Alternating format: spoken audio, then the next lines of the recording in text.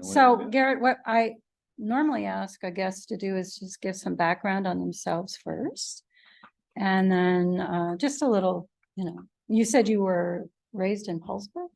Yeah, I was born at the old Bremerton Hospital. My grandfather, father, sisters worked at the shipyard. I graduated from the University of Washington, and then it had the recession, and I was lucky enough to get a job at Puget Sound Naval Shipyard. But before that, I had done an internship with the planning department for the city of Bremerton for about a year. And then they called, and I got an entry-level position as a planner while I was working at the shipyard to go back over to the city. And I've worked there for 10 years now, and worked my way up to being the planning manager. And yeah, I love my job. I love working with the community, trying to see what I can do to get the city pointed in the right direction, at the direction of the mayor and the city council. So that's kind of the long and short. Okay. Go ahead. Whenever you're ready, you can screen share and. All right, I have a presentation today for the City of Bremerton Comprehensive Plan Update.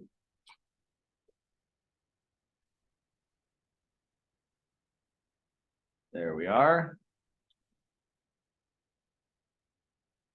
So the comprehensive plan for the City of Bremerton isn't just our local municipality figuring out what our plan is. It has to fit inside larger regulations from other groups.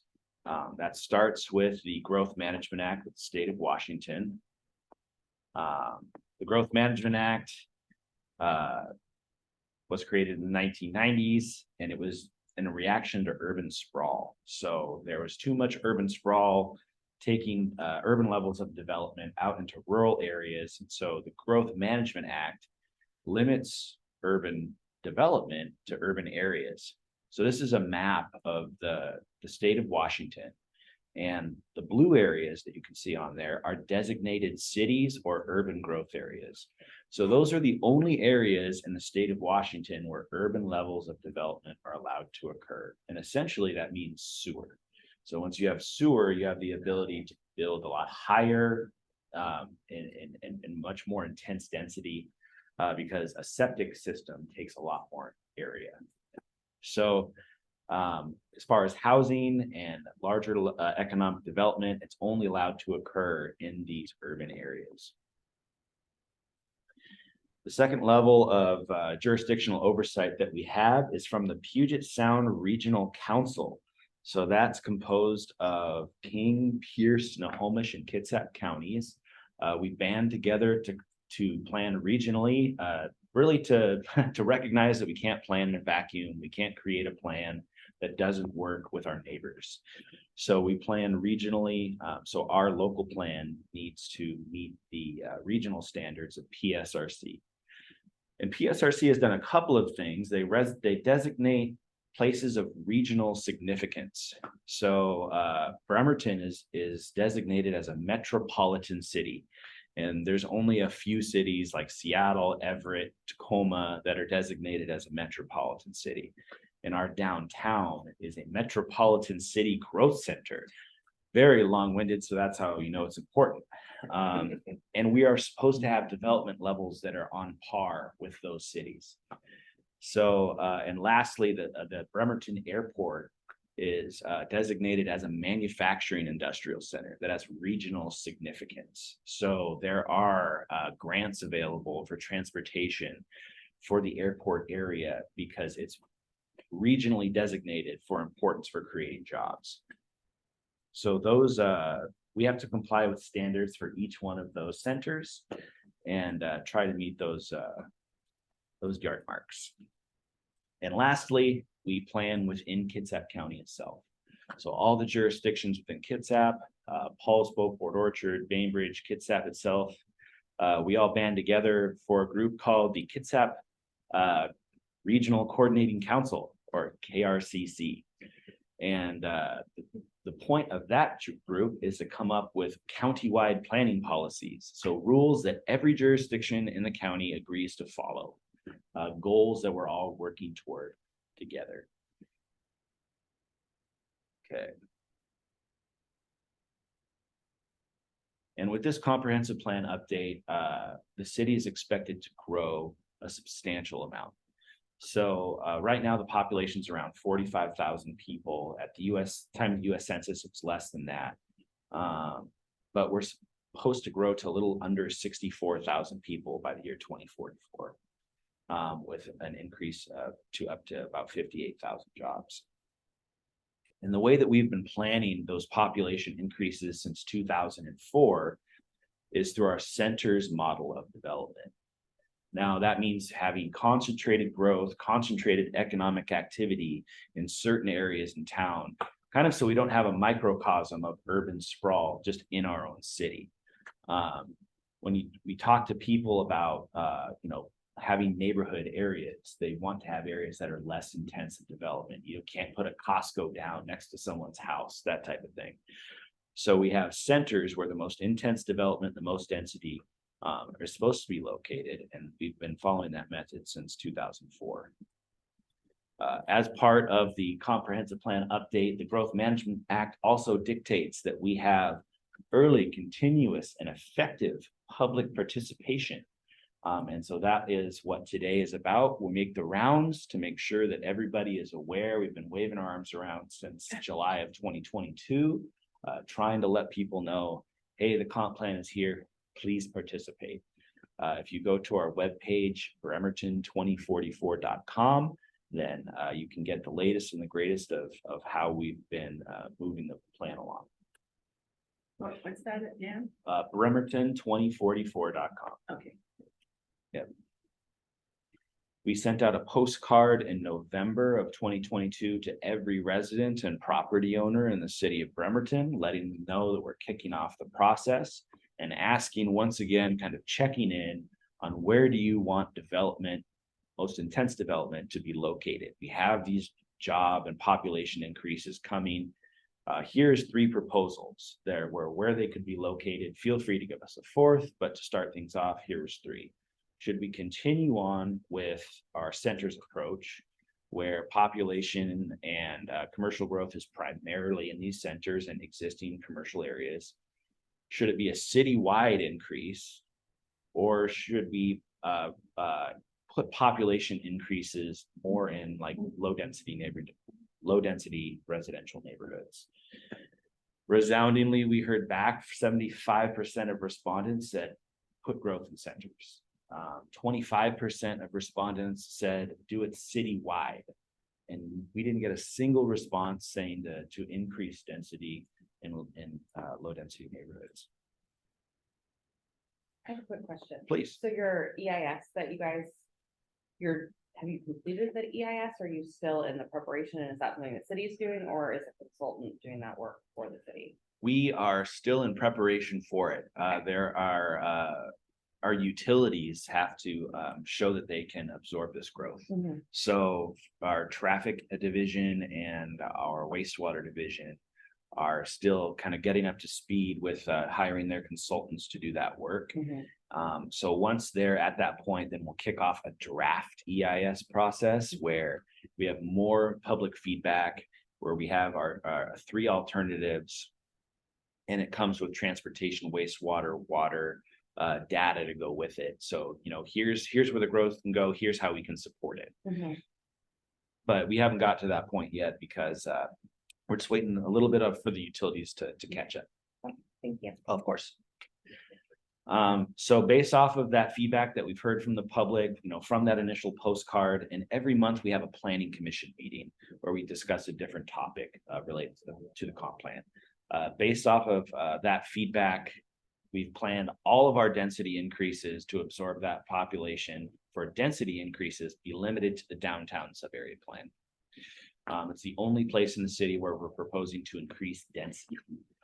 We're also proposing to increase height in 3 zones. The general commercial zone, which right now has a height limit of 45 feet. We're proposing to increase that to 65. And I'll get to why later. The high density residential zone, which has a height limit now of conditionally allowed of 60 feet. So we'd be raising that 5 feet and making that an outright permitted height. And the medium density residential zone, which currently has a 35-foot height limit, we're proposing up that to 45. And also to increase the housing types allowed in the low density residential zone, medium density residential zone, and the Bay Vista sub-area plan. So this is a map of everywhere that we're planning on changing something, on changing the height increases rather. So please. How many stories would be 65? So it's typically, it would be 5 stories of wood frame construction over 1 story of like a parking podium. Like, and that's Does parking have to be underground or is it total of 6? it doesn't need to be underground, but that's where the efficiency of here. I'll just Right. speed ahead and build in this real quick. So no, that's just fine. So the reason that it would be, we'd be requesting that 65-foot height limit in those zones. It corresponds to a construction type that's economical to build. So you can build to about 75, 80 feet with wood frame construction on top of a concrete podium.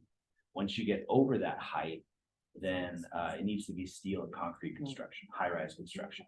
So we're encouraging a housing type that's economical to build. We are in a housing crisis. This is a way, we have to meet population increases. This is a way to do that.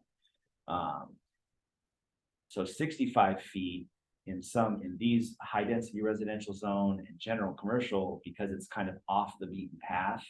And so we're not recommending to go all the way to 80, which would be 2 levels of concrete and steel podium with 5 levels of wood above it. I'm sorry if I'm talking fast. I just don't know how much time we have dedicated. So that's okay. I just visually wanted to know what 60, because I'm not sure what 65 feet would look like. So it's about 5 stories. What buildings downtown are currently at that level? So from the street, the funny thing about the city of Bremerton is we have a lot of topography. Yeah. So one side of a building is Yeah. much higher than the Yeah. other. The Marina Square building from Washington is about 70 feet. So it would be shorter than that. Okay.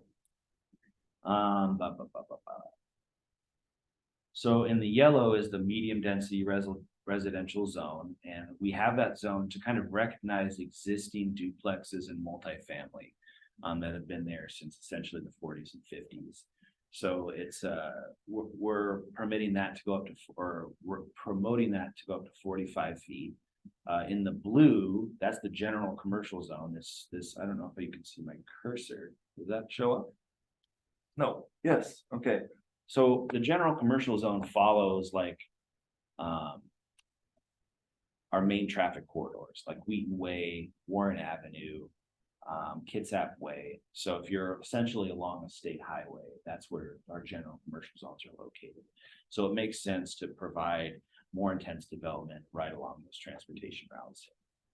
So the downtown sub-area plan is seen here in green.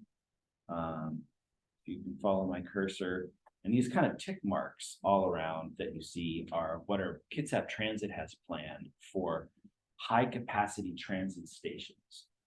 So they have adopted in the Kitsap Transit plan bus rapid transit, which will run from City of Bremerton's downtown ferry terminal up to Silverdale, their newly installed transit station, where you're guaranteed to get a bus in every 15 minutes or less.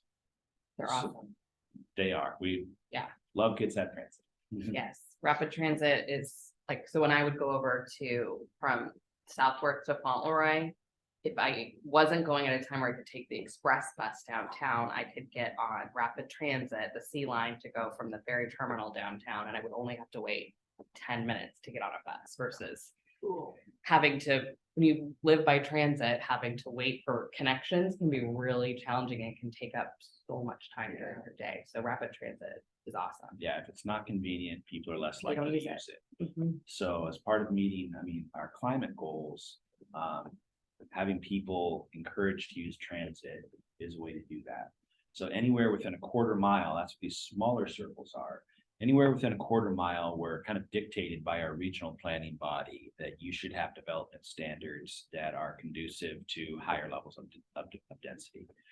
The ferry terminal being a connection to a ferry per our regional planning partners is equivalent to light rail or commuter rail. So they have a wider half-mile arc on that we're supposed to have development standards that are conducive to higher densities and mixed-use development.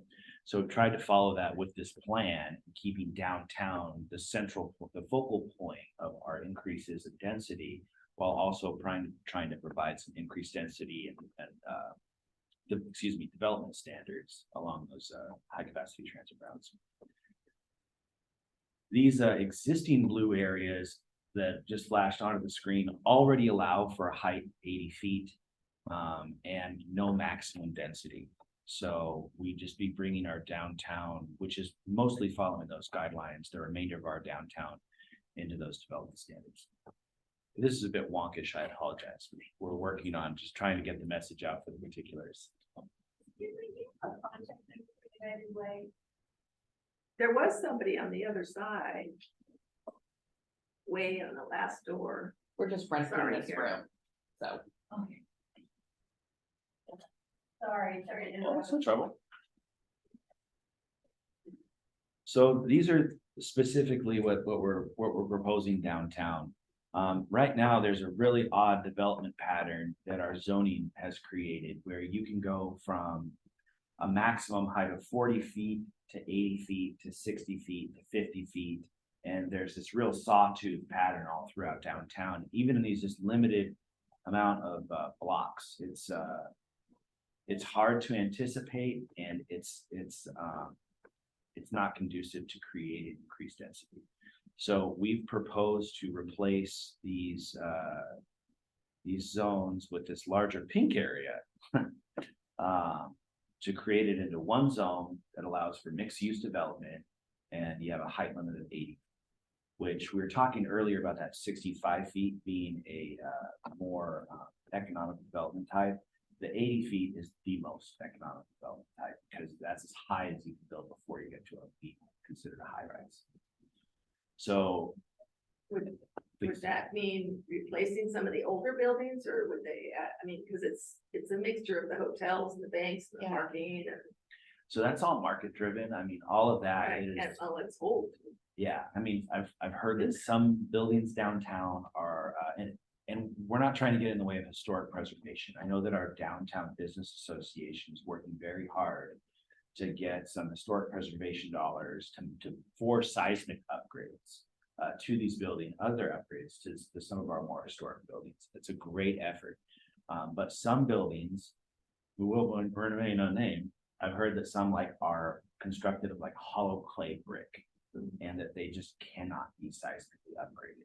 So due to their construction type. So yes, save what we can, but also if you're looking to, I mean, over in some areas of greenfield development, where it's essentially you're starting with blank canvas in the field, much cheaper to build on. So these increased development types also are, hopefully going to counter the amount of upfront investment it takes to demolish some buildings you can't save. But for the most part, that core area that I think everybody's thinking about for our older buildings that are more our older, larger buildings we're not proposing to change anything there. We have a market-driven height in our downtown core, where you can build as high as you have dollars. That's been the case since the downtown Siberian plan was created. That being said, you don't see that because it's more expensive to build over 80 feet. So typically all of our buildings top out around that size because it's just more expensive and cost prohibitive to build above that height. I just have a question. Yeah, It's please. north of 11th, that's all historic housing stock.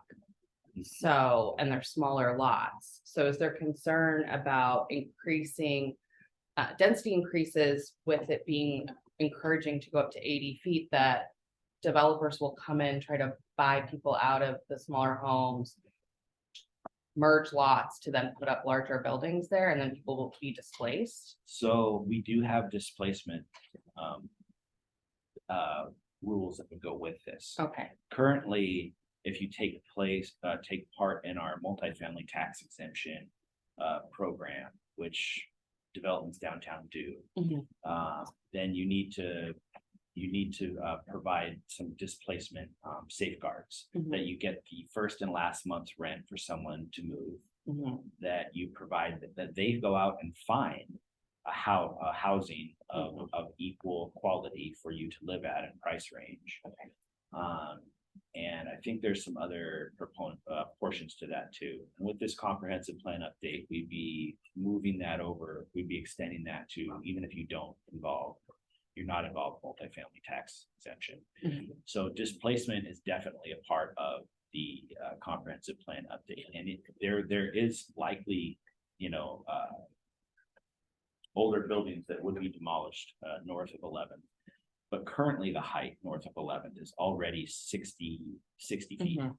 So we're just looking to up at that additional 20 feet so that we can hit that kind of sweet spot of most economically, viable way of construction. If you can see my cursor here, we currently can't. Okay. No, it looks it's showing up, right? No, it wasn't. So right here. Yeah. So there, we have a building permit that's been submitted for a 60-foot tall building there. Mhm. So it's called Evergreen Point. It's been in the works since the 2000s.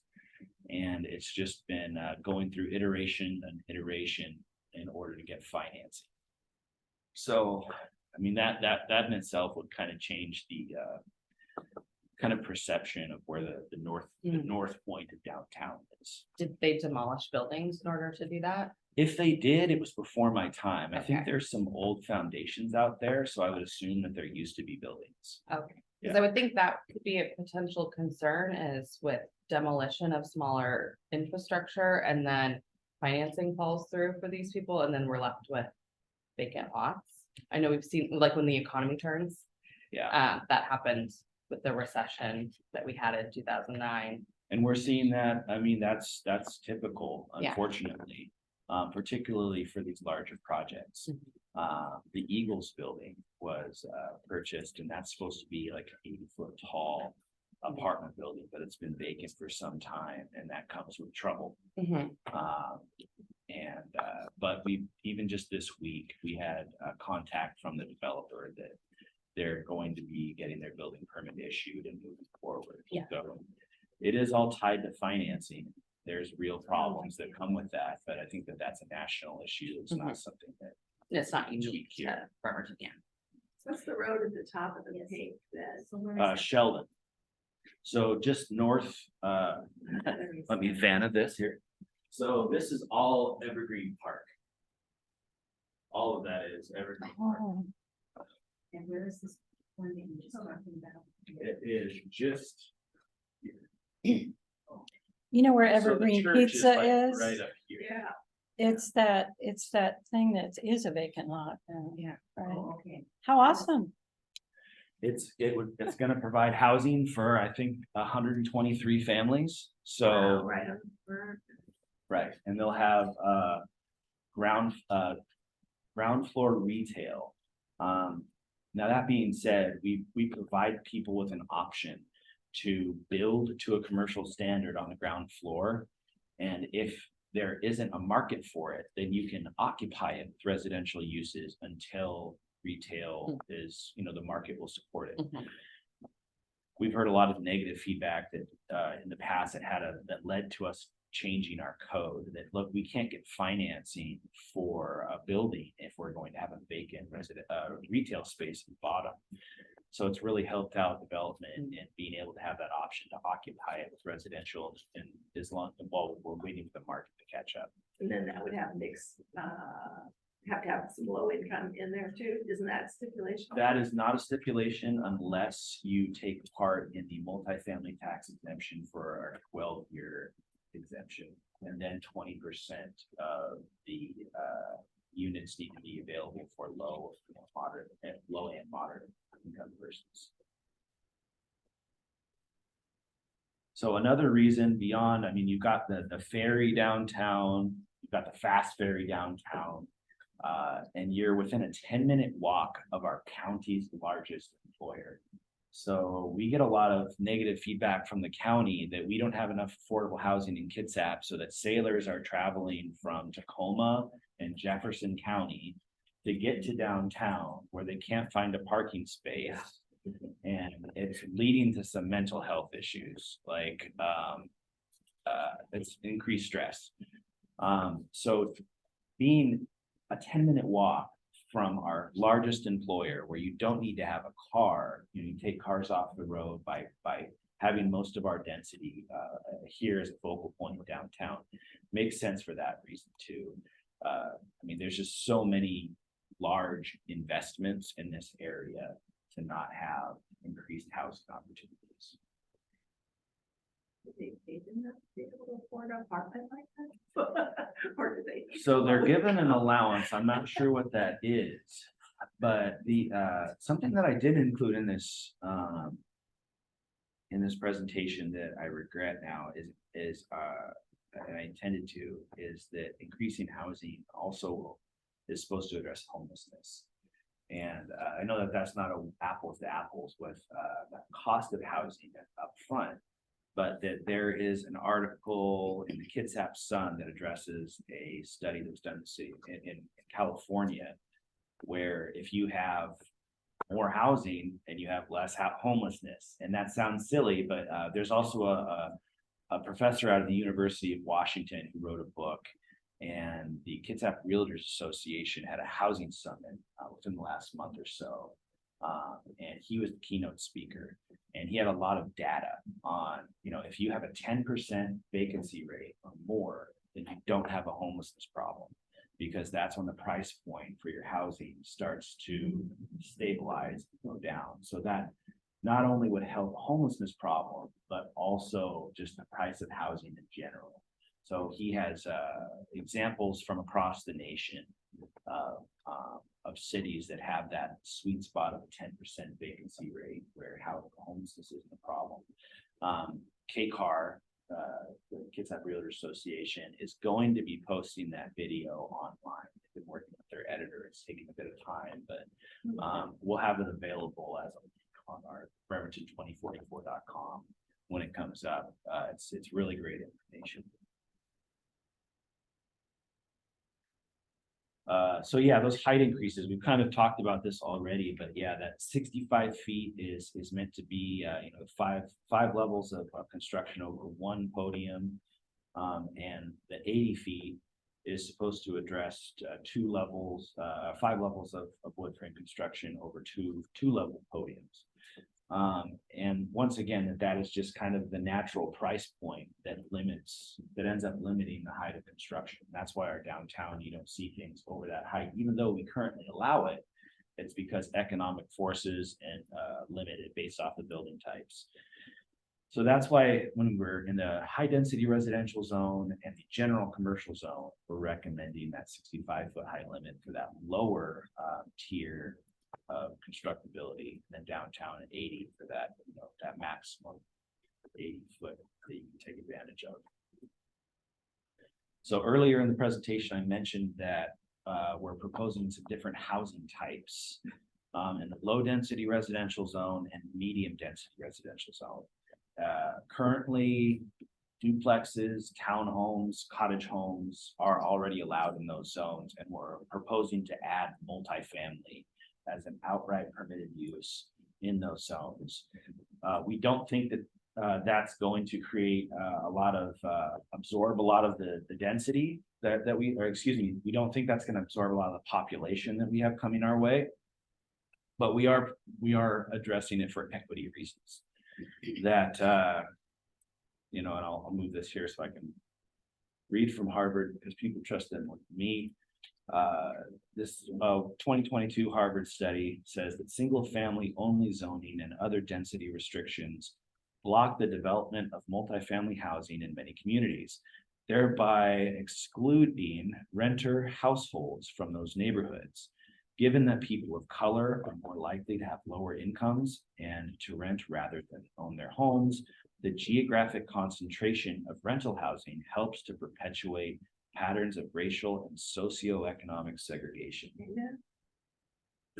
So Washington State in 2021 passed HB 1220. And then just in this legislative session, HB 1110. And essentially, Washington State has said to local jurisdictions, we're taking it out of your hands on what housing types that you are going to allow for equity and equity reasons and for population increase reasons. So the state of Washington anticipates that in the next 20 years, we're going to need an additional 1 million homes in the state. It's a little over that actually, but 1 million sounds as a round number. And to make that housing happen, they've mandated that local jurisdictions allow for increased housing types, and that you also plan for different income bands. So we need to plan for emergency housing. We need to plan for low income, moderate income, and even high income planning. And that's every jurisdiction that is required to do comprehensive planning. So it's certainly all of them in Kitsap. And the idea behind that for allowing multifamily development is, one, to allow for rental people that would be in the rental community. If you're pigeonholed into one area, that artificially increases prices. So if you can expand the area available to rental incomes, then that will decrease pricing. And then just from an equity standpoint, like today in the city of Bremerton, you could build this 7,800 square foot single family home that's in Bellevue. You could build that outright in any community, but you couldn't build a structure that's similar in size that houses more families. So this is an example of an 11 unit apartment in the city of Bremerton that's 7,100 square feet and houses 11 families instead of one. And that if you have the same footprint, then why can't you house more families? So there's the equity piece to it. We're not proposing any height increases for multifamily. So you can build just as tall as a single family home. A single family lot is limited to 60% impervious surfaces. We're not proposing to increase that.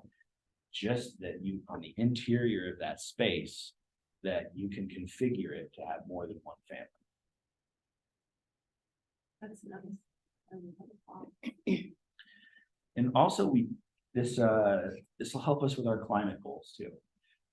So a single family subdivision takes up a lot of space.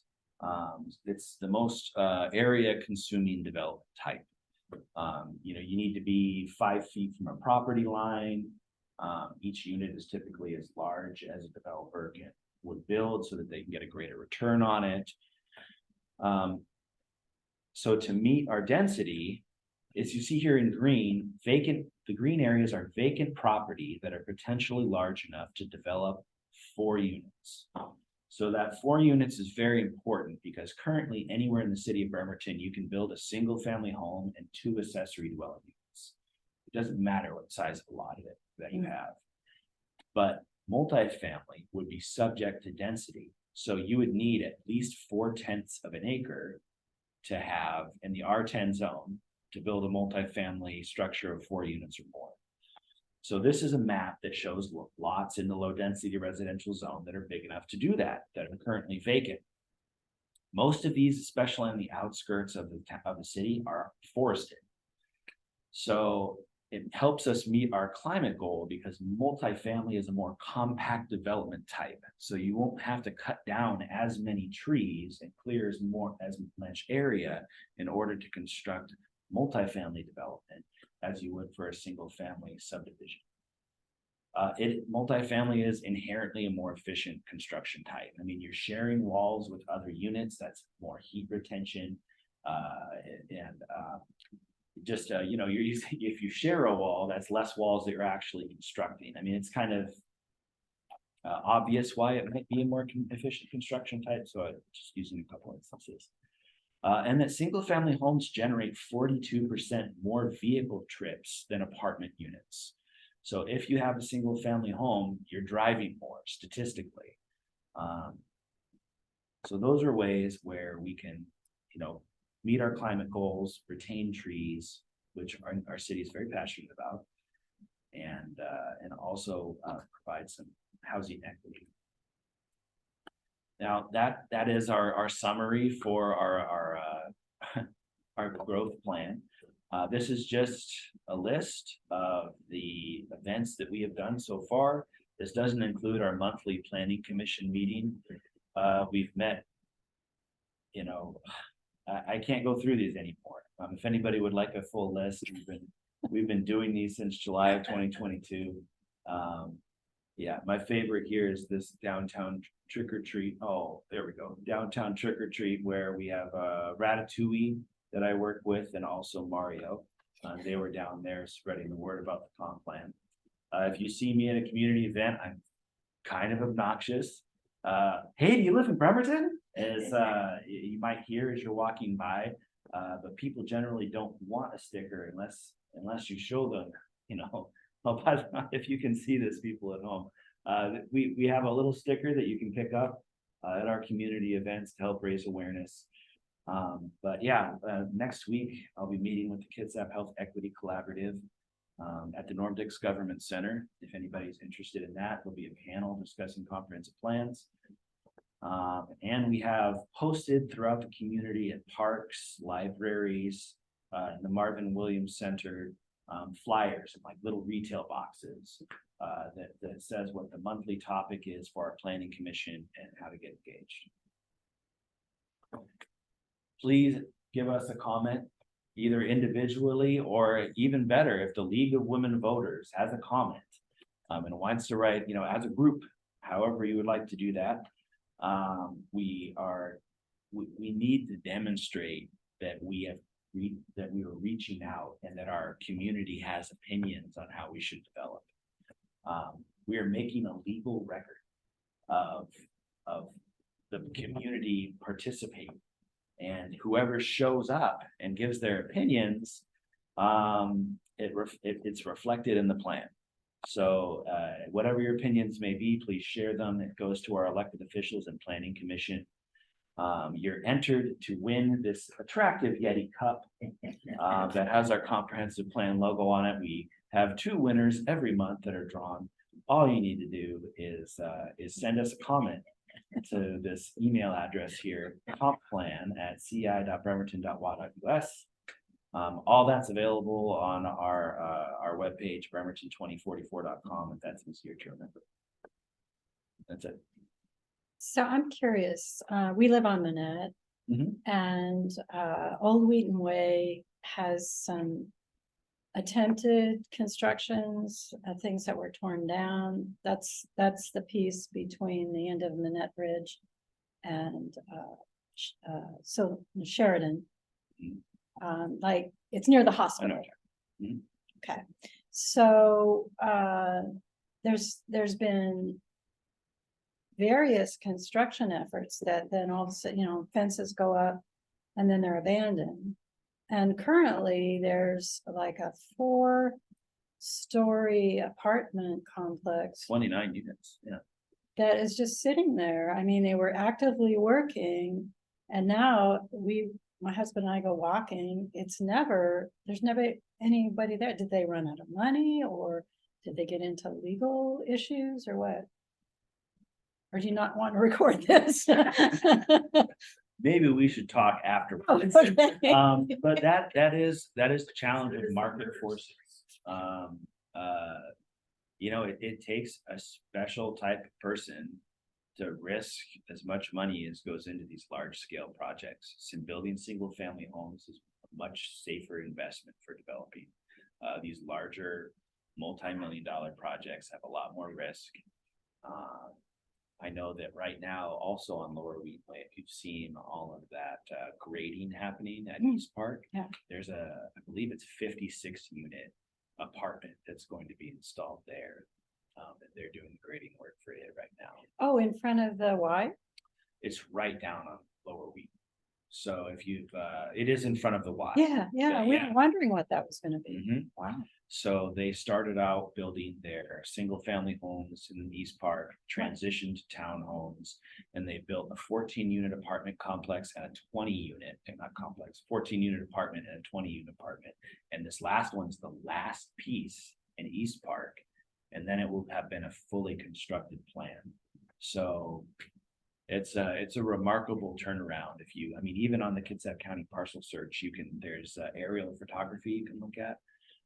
That and they can from different years, 1990, the 2000s. You can see it as the old East Park, which my dad lived in when he was a kid. And you can see it transition to filling up. I don't mean to nerd out on you. I just saying, yeah. No, So- that's When's great. the thing? Is it the end of December 2024 or when is it supposed to be? The comp plan? decision? Yeah. Thank you. It is required to be adopted by the end of December 2024. So that's why it's got the 2024 and it's a 20-year plan to go out to 2044. My other question about Old Wing Way is that one apartment complex caught on fire right down at the foot of Manette by the bridge, by the totem pole. Yeah, yeah. And the they are Thunderbird.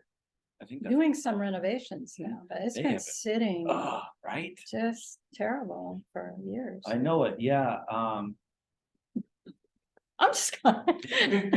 They Sorry. are moving forward. It Yeah, is at their own pace. Okay. But they went through a number of development scenarios. They were considering adding another story for a while. So they took a while, looking through the feasibility of that. And there are other side issues as well. And I love answering these questions. I really excited about development in Bremerton and seeing it move along. I know that we just issued for the area on the Elmira and Riddell. There's some apartment buildings that have been constructed there over the last few years. And there's a whole other phase that goes even more south that they just picked up the word.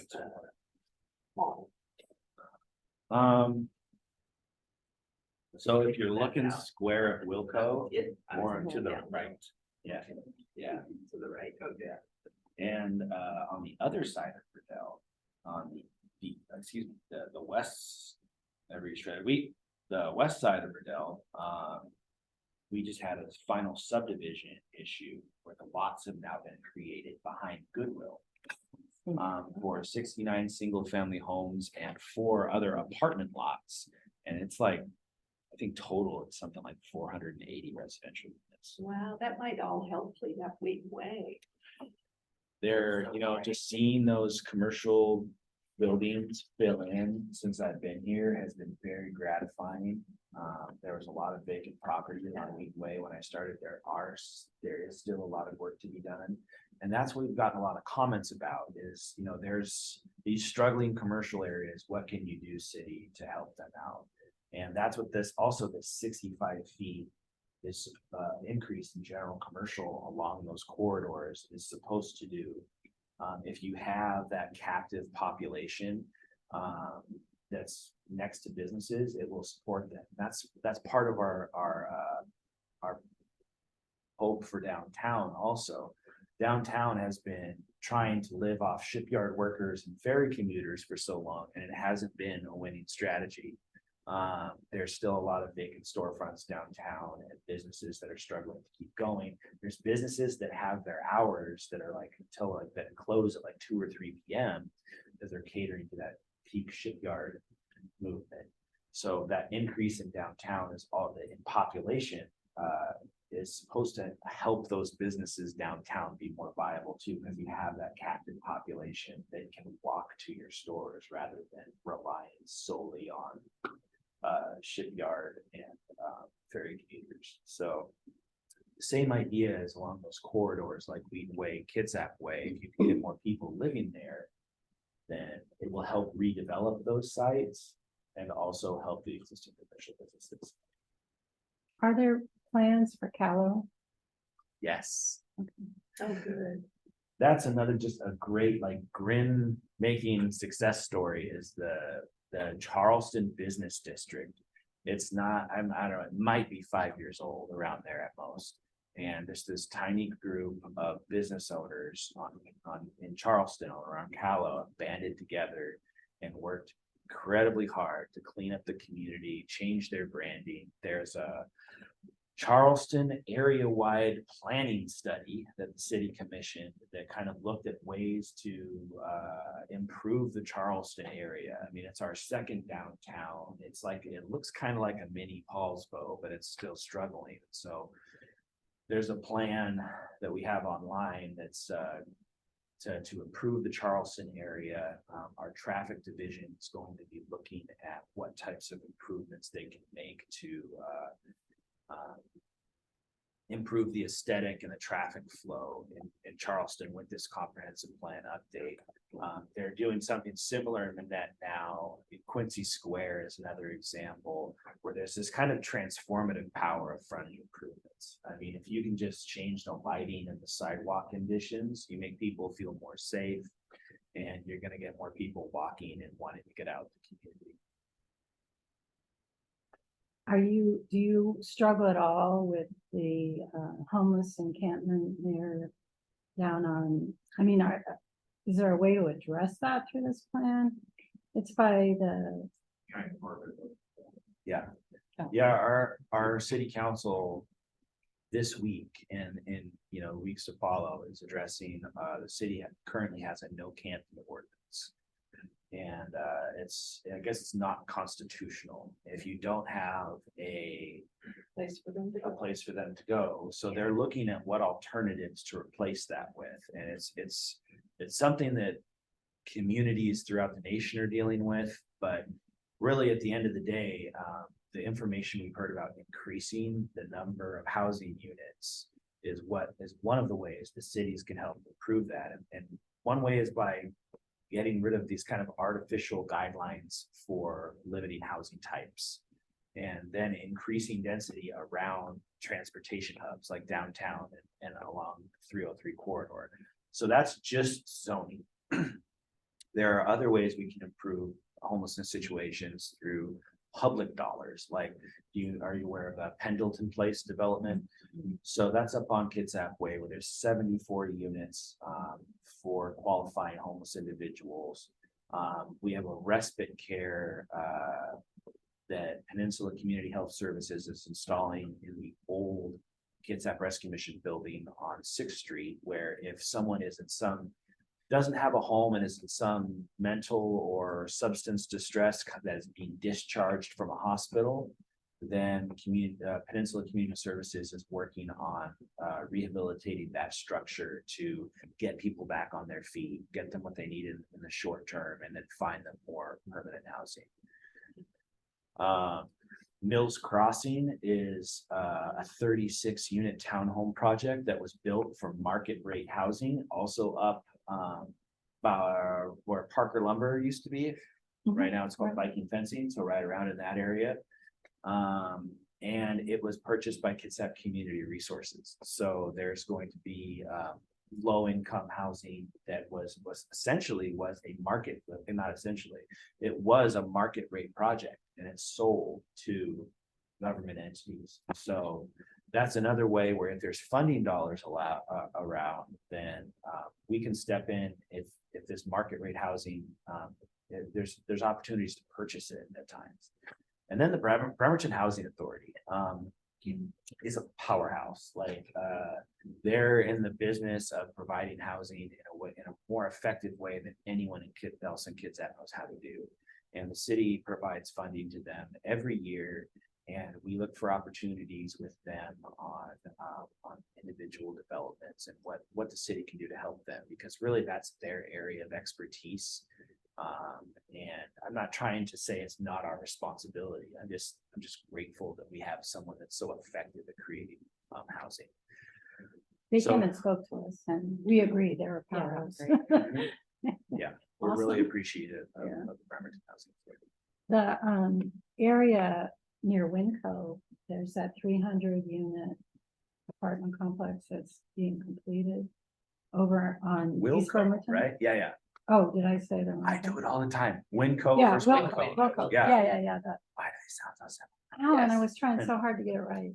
I tried to go by alphabet. And housing authority, housing projects, they're called like something rich all the time, or sound something. It would be more than- I apologize. So it really seems like that has created quite a bit of economic activity over there. There's businesses opening and there's construction. Is that gonna be that restaurant on the corner of Riddell?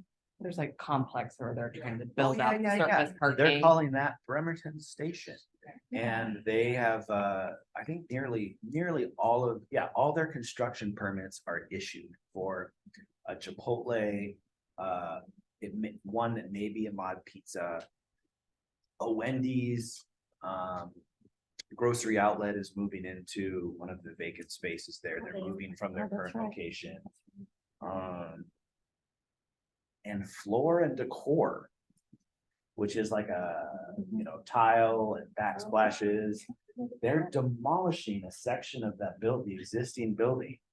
And then building in the exact same footprint, but a little taller, so that it can accommodate their racking, which was like, kind of blew our minds. Like, you're gonna demolish a building to build a building of the same square footage, but a little taller. They said yes with a straight face, and they're doing it. Whatever. Yeah. So, yeah, and really, and this is, this isn't a data-driven statement, but I think what the development that started it all was the Kitsap Transit, bus station. Yeah, that's pretty prominent right there. And that is going to be an economic driver, particularly as these high-capacity transit stations get installed. We had companies approaching us once they found out that the station was going in, and they were interested in development. So we're really excited about The Kitsap County person that talked to us about the plan. Eric Baker. Yes, Eric Baker. He said that you have to run some routes at low volume for a while, anticipating that it's gonna pick up ridership, because you can't, people aren't gonna go where there isn't transportation. So when I go by that transit station, I almost feel like, is anybody using it? I look at it, it seems pretty sparse, but it's gonna, that's sort of the So hope. COVID really kicked a lot of trends down for public transportation. Ferries, bus service, everything went down with COVID, and it is on the mend, but everything takes time. And that being said, it is a question about chicken or egg. Like, does the transit service that's super dependable come first and then people flock to it? Or is it the population that the captive audience is there? Like, the development comes first and then the transit comes afterwards. And we're kind of at the mercy of Kitsap Transit in that regard, for when, but what we can do at the city is create conditions to make dense housing that will support transit. And that's what we're doing with this plan. And that at some point, Kitsap Transit will make the decision on when it will start that, bus rapid transit every 15 minutes. But that is identified in their long range plan. That's what the goal is. So we're doing our part at the city to try to make sure that it can be supported when Kitsap Transit is ready. We'll be there for them. Okay. Yeah. So, I have some questions. I could talk to you about this all day. Professionally, I work in historic preservation. I'm a consultant, and I moved to Bremerton from Port Orchard almost a year ago. And I am now a new board member of Downtown Bremerton Association. So I'm the one that's working really hard recently Thank you. to get potential certified local government status for Bremerton. So I have some questions about like how Bremerton currently, or is going to address this in the comp plan. Hopefully, one, like there's historic preservation, because the current one only has a couple references to historic at all. But also like demolition is such a issue in my profession, is people demolishing buildings that can be reused to put up new. And like there's inactive upper stories downtown that could be housing immediately without having to do brand new construction. So I know that there's issues with housing related to parking requirements, sprinkling, all of that, but is the city wanting to address some of that instead of just encouraging demolition? So we can reuse and activate what we already have, which is what makes Bremerton special. So that's just So how I was Floated. referencing earlier Yeah. about the state coming in and making decisions for local jurisdictions. Yeah. They also solve this issue. yeah, okay, So, we probably would have debated, the community and city council until the cows came home, what the right answer would be. But the state stepped in with this legislative session and there's pros and cons, people will hate it or love it, but it's the way it is because the state has passed legislation.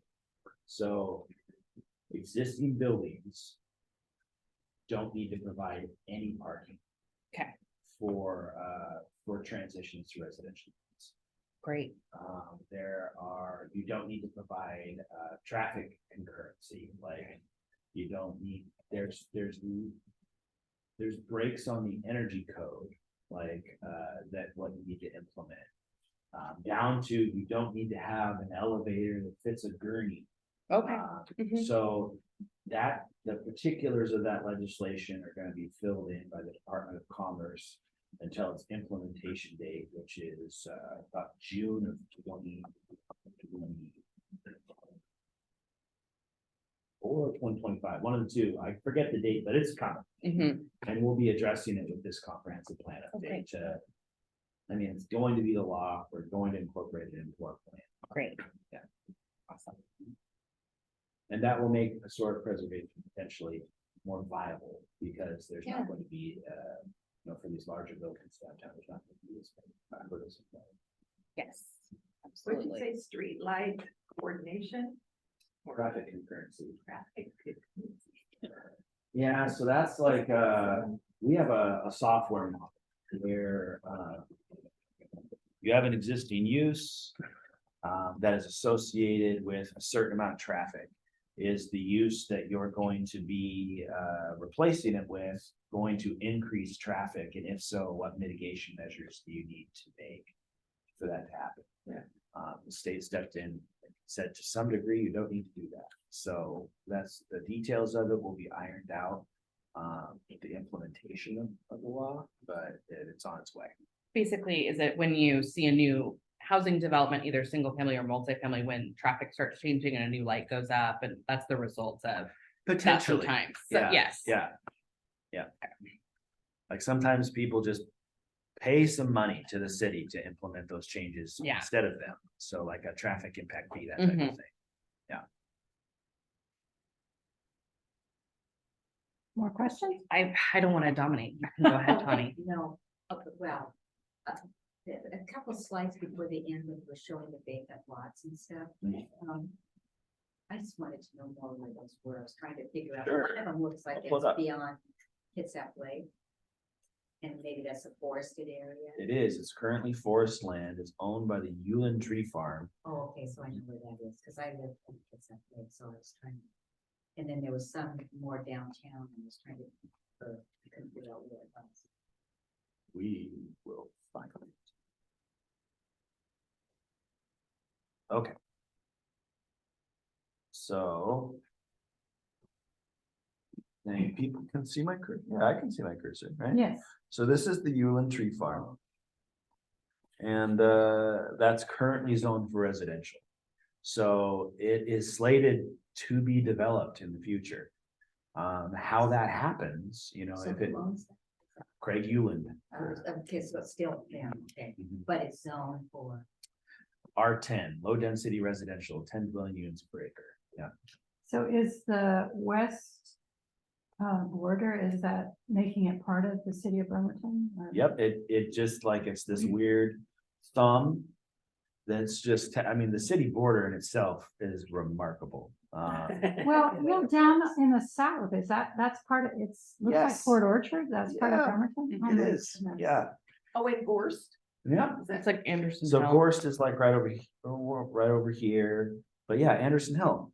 excellent geography. I have a friend that lives over there. That's why I'm like, Bremerton. I always get the wrong zip. Most code because people I think would it's think like- Anderson Hill is over in Silver. That's what I thought. We have one too. And why did and when I drive by that sign, why the heck did they name it the same? And our, So what's the when we green have new developments, the fire department tries to force names of roads that they can differentiate for that reason. Because they have emergency vehicles show up the wrong spot. Yeah. So what is the green sort of in the middle there? What? Right where's here? that? Yeah, where's that? So this is one company owns this big 3-parcel piece here. And it was approved for a subdivision of like 600 plus single family homes in the 2000s. And that subdivision expired.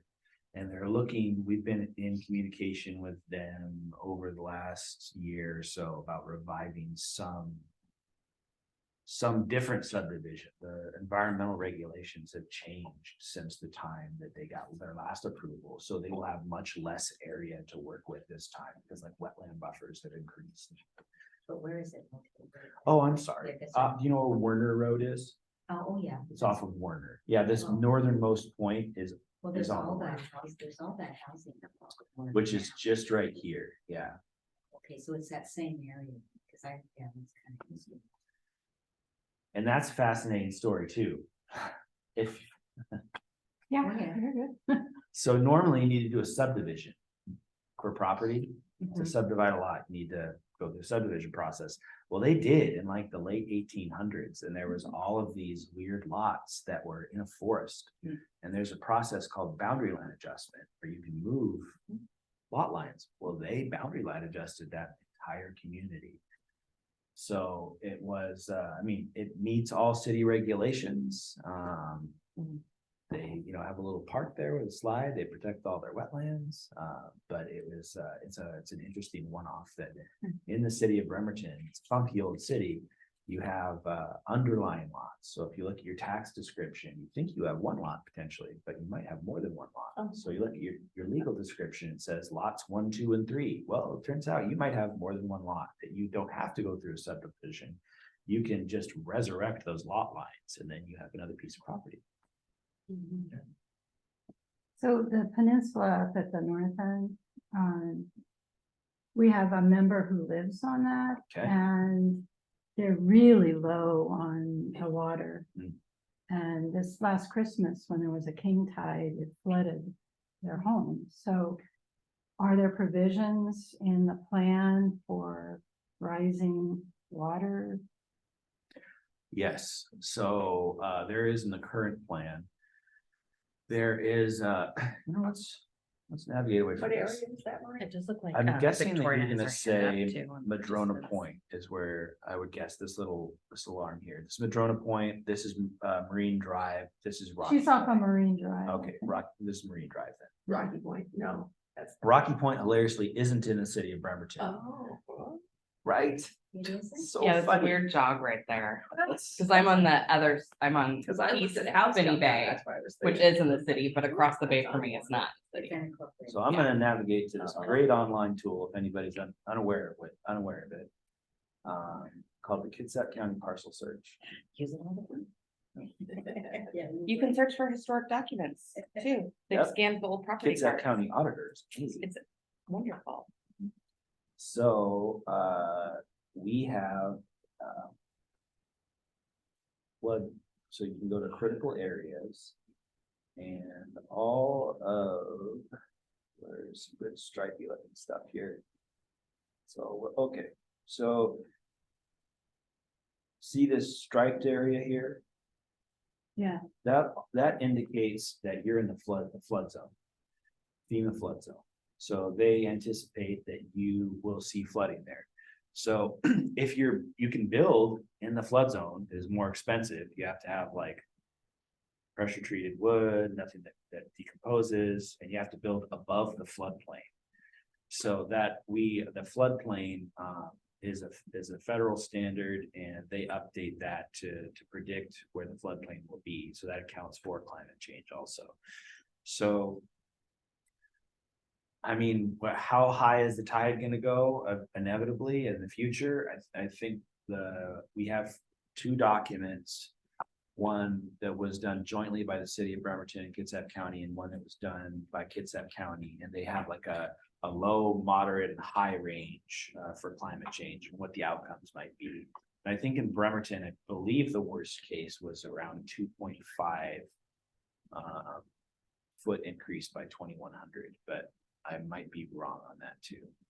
But that document is available if you're interested. While we're here, I can pull it up if you want. Just curious, because it doesn't seem like it's gonna get better. I agree, and it's there. The projections are really sad, particularly for streams, and that the temperature of streams is anticipated to rise to a point where it won't support salmon. And so part of this update is also concerned with providing more planting around streams to hopefully provide more shaded area, but it's anybody's guess what that outcome will be as far as sustaining salmon life in the future. But I know that it's something that a lot of community organizations are looking at, providing expertise to the city. I know that also we're engaged in replacing, kind of defunct culverts with more fish passable, like bridge, essentially bridges. That's positive too. But yeah, there's a lot of negative information about what's going to come in the future. Our area isn't going to get it as bad as much of the globe, so we're also anticipated to get what people are referring to as climate refugees moving here to avoid worsening conditions in other areas. Yeah, you said, Maureen asked about what's the city of Bremerton doing, just putting stipulations on how the building has to be done in the future. Was that the answer? Sorry. That's what we're currently doing, yeah, and we're doing concurrency for our infrastructure also. So our utilities are ensuring that they're compatible with rising sea levels. I know that even with this legislative session, the state is requiring that the city have a sub-element in the comprehensive plan by 2029, just for climate change. That's most focused on transportation and lowering vehicle miles traveled to limit emissions. But these houses that are there are just kind of lift them up, and how's the insurance? Yeah, it is kind of an insurance issue. I mean, if you're built in the floodplain, you have so many options available, whether it's a bulkhead, which that would have to account for climate change, and there's a trade-off with what that does to the natural environment, or it becomes kind of a private issue at that point. New development, we have a plan for.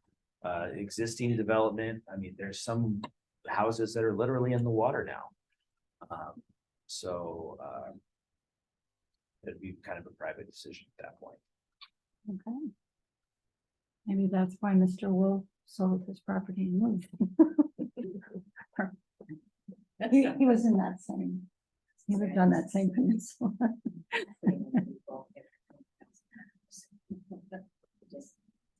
Yeah.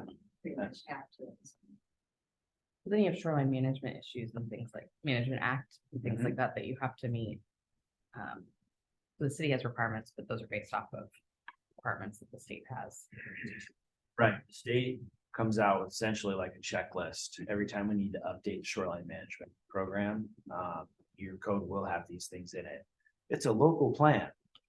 This is what will be in it. But then we also coordinate with the Squamish tribe on how's it working for them, and what needs to change that the city and the tribe can agree on. So our shoreline management program ensures their hunting and fishing rights are maintained. Does the city have, do you guys have a mandated like inadvertent discovery plan for archaeology when there's development occurring?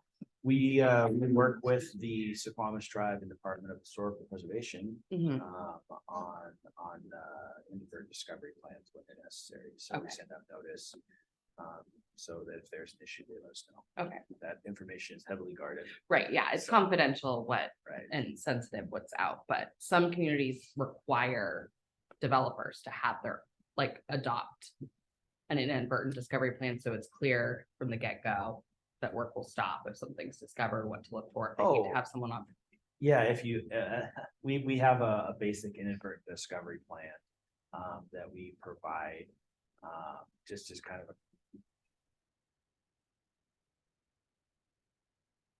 a just in case, Yeah, you know, but it's only generally we do that for shoreline properties. okay, Because that's where there's more of a prevalence. Yeah, of, identified areas, possibility. yeah. Oh, are we done? I have a question, Oh, but please. it's a curiosity, and it's probably not even in your domain, it's Let's probably do in a permitting, probably from the permitting department.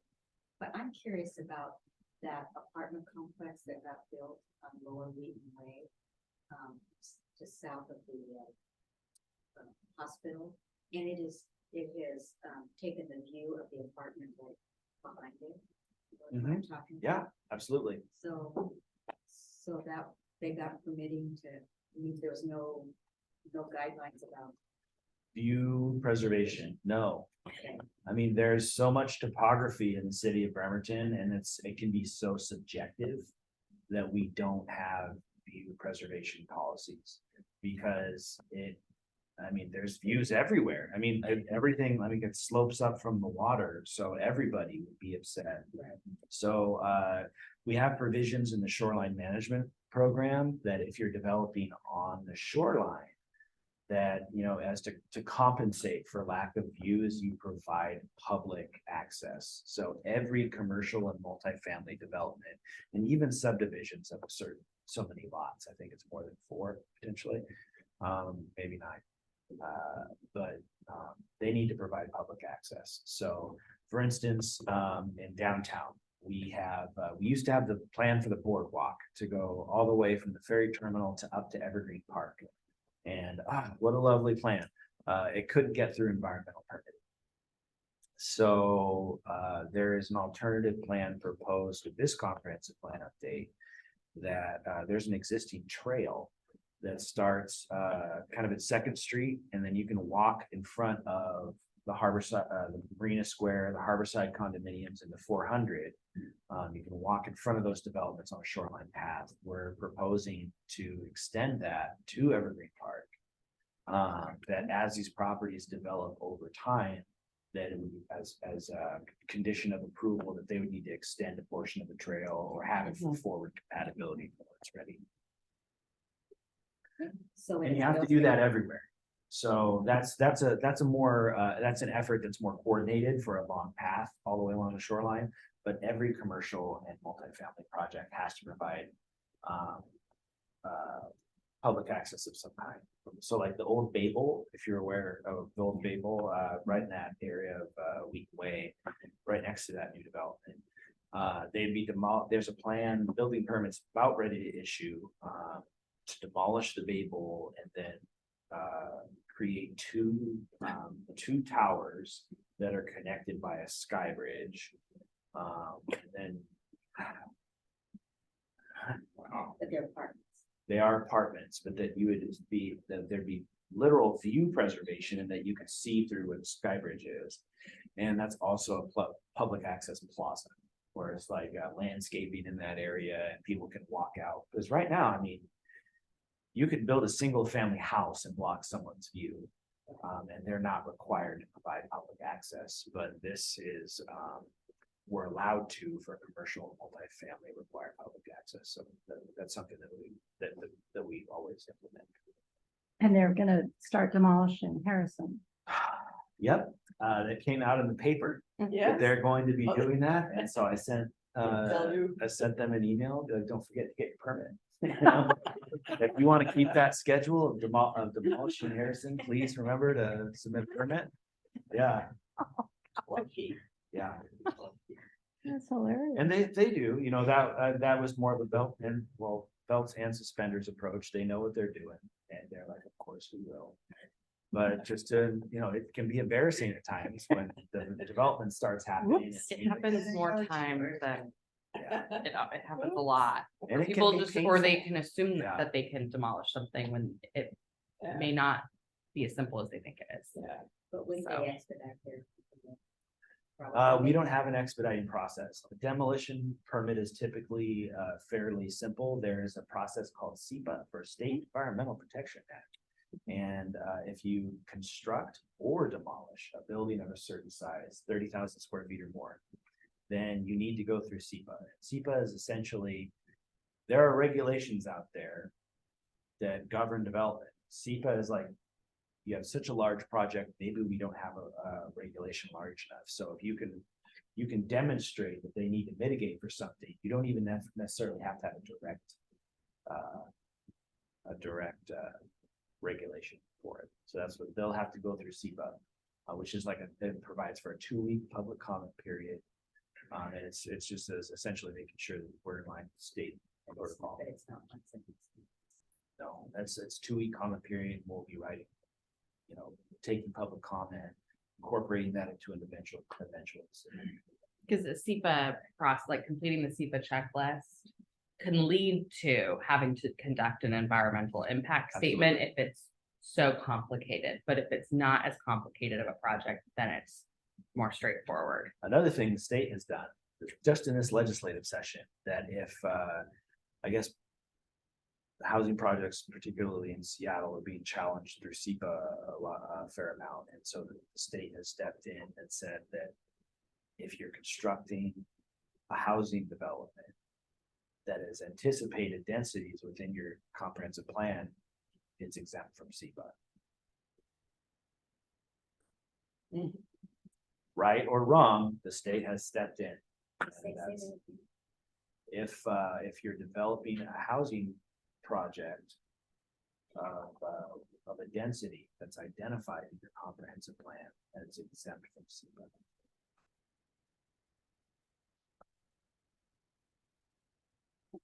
Unless the preservation. people Nope, that would said be, that's how that preservation exempts is you, dealt right? with. It's question 13 on the checklist of SEPA. It's dealing with And historic control. oftentimes, this is all new legislation. Yeah. There's oftentimes carve outs Yeah. for historic preservation, Right. even in the shipyard. They're having, they can, they're federal property, they Yeah. can do what they want, but they have to.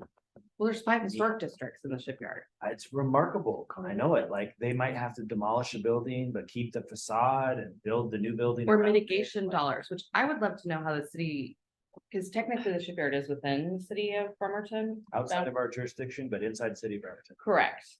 But like what the relationship is like between the city and the shipyard, because what the shipyard does impacts the city so much. And is there a flow of funds that happens from the shipyard to the city to help offset some of those impacts? Like, are you guys a Not mitigation site? directly. So, Yeah. 'cause So that the would be short answer nice. is no, it would be nice. Yes. And I would be surprised if city leaders from the time that they were of the, corporation of city of Bremerton have been asking for something similar. Yeah. But the economic impact, I know is in the billions of dollars. Yeah. And that's how they say, like, we're impacting your community. Like, Kitsap County would be a backwater if it wasn't for the Navy. Right. And so that's their argument, is that's how they're giving back. We do meet with the Navy regularly. We have a joint land use study where that's published online that, kind of goes through the paces of how jurisdictions within Kitsap County and the Navy interact and what we can improve on. Right. We're currently working on a joint traffic study with the Navy on measures that could be taken just in the city of Bremerton, or even affected routes to get to Bremerton. Yeah. To improve traffic, because it's such a concern. So Awful. it is. All of those things cost a lot of money. It's good that we have that federal partner in order to apply for grants jointly. But if you need a new dry dock, or you want, then often that takes precedent over a parking garage.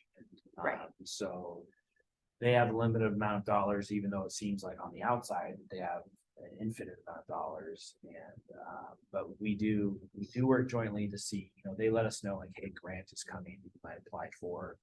That's how we got this transportation study. Oh, great. Is I think the city paid like something like $75,000, and the Navy paid like $450,000 to have, some ratio like that. Yeah. To get the study completed.